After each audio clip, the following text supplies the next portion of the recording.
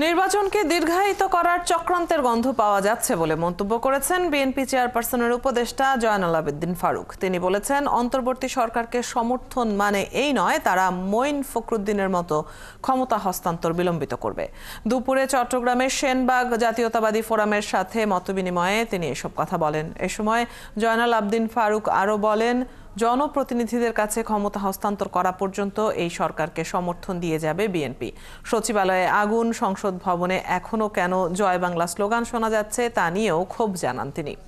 বলেন, এখনো শেখ হাসিনার দোসররা সরকারের বিভিন্ন দপ্তরে ঘাপটি মেরে আছে, তারা নানা চক্রান্ত চালিয়ে যাচ্ছে।